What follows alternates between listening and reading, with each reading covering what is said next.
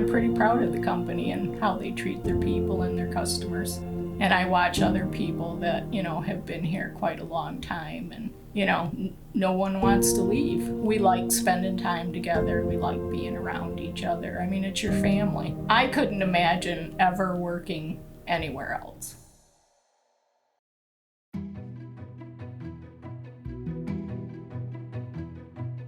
I met Rod at a wedding. My good friend married a good friend of his.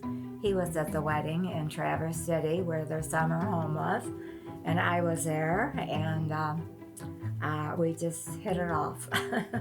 Met Rod, we talked a little bit. He didn't really offer me a position. I think he came to meet me and find out who I was. A few days later, he gave me a phone call and said he was looking for someone. I've been here, it was 40 years in this past February. So my dad worked with Rod, who owned the company on the railroad. He was a conductor, not always acting as a conductor, but that was his title. Just wasn't satisfied with the work, wanted something a little different, a little more challenging, I guess. I was looking for a job and he mentioned it to Rod, and Rod's like, oh, send her in. And I walked in and got the job.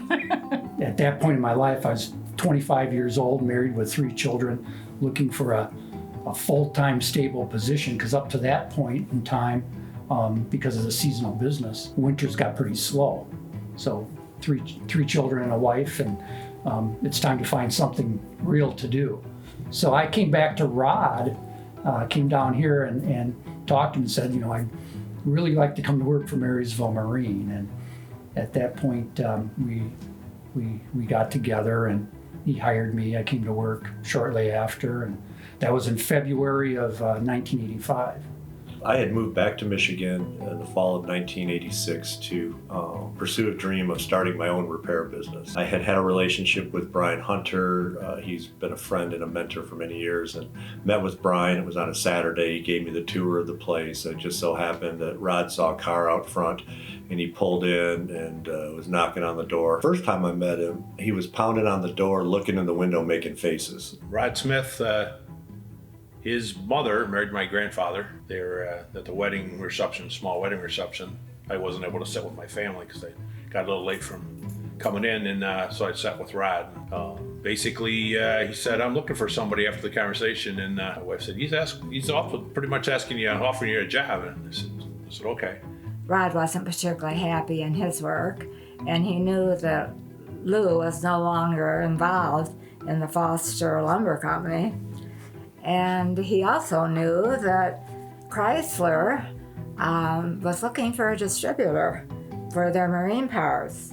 And when you say Chrysler, you think of cars. A lot of people didn't know that they also had a marine division.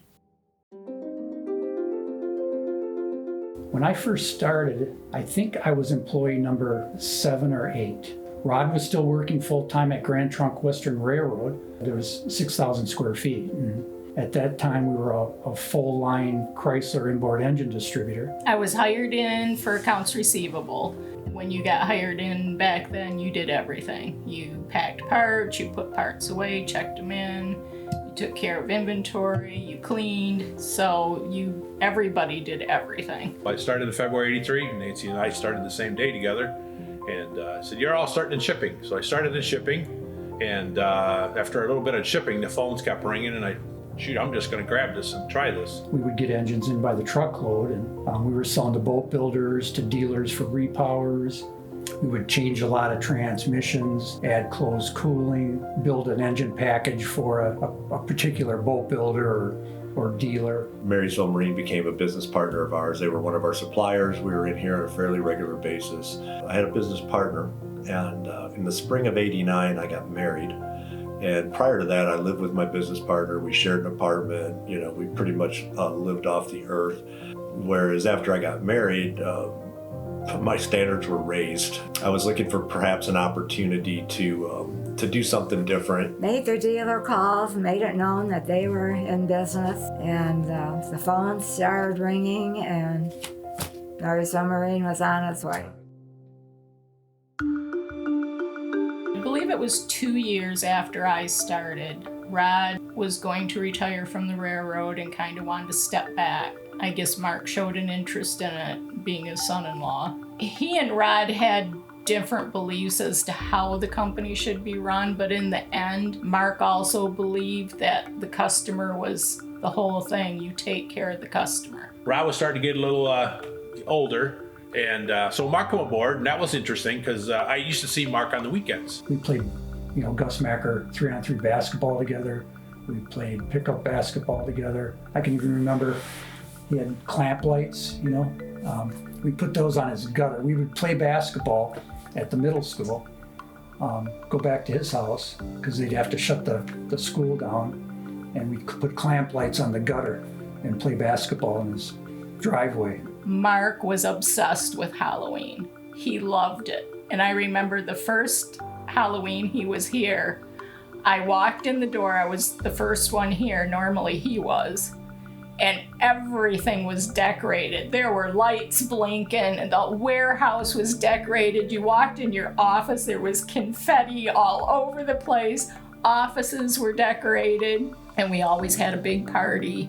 We called it our year-end party because at that time we were on a fiscal year-end, which ended in October. Mark was also one of those people, when the company did well, he not only shared with the employees, he was great with donations to charity. Mark is a great guy, and I think there's something I'd like to share because we're talking about Mark. This kind of says a lot about, I guess, I would say me in a way, from Mark's eyes and maybe even Rod's. You've always led with your heart. You've always appreciated your passion and your big heart. You've wore many hats over the 30 years at Marysville Marine. I thank you thank you for a dedication to make us better. Signed, Mark. Mark's position was always one of taking care of the people again, wanting the business to grow. He was younger. He worked for IBM. So he still had connections there.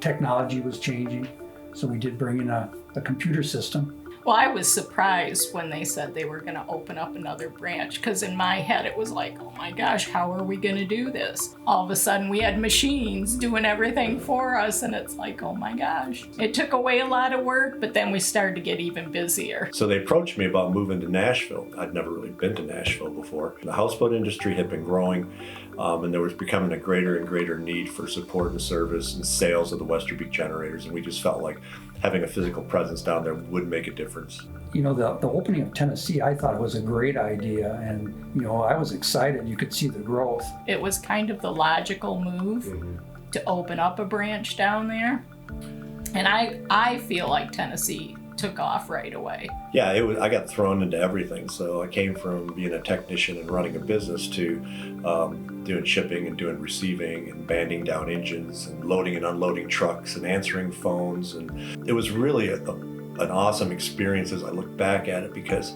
Mark and Rod gave me the latitude to make it my own.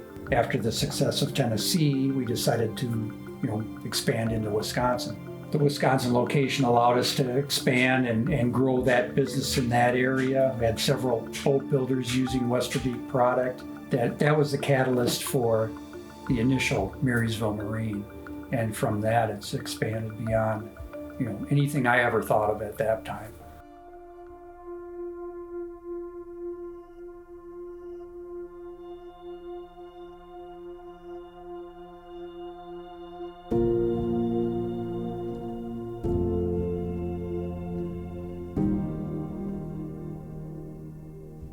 It was a very shocking moment when Mark passed away. That kind of threw me. It's like, what are we going to do? And then when Rod came in to tell me that he had asked Matt to take it and Matt had agreed, it's like, well, we've got someone who knows the company, he knows the employees. It was such a relief. I think that stirred the company. A lot of people were a little bit worried about what's going to happen next, what's going to happen now. And I didn't even know at the time that Mark had already reached out to Matt, trying to put together a plan of succession in the company as Mark moved out towards retirement. Well, they brought a leader in the new Marysville Marine. And if they brought a leader in the new Marysville Marine, the parts were there. The engine was there.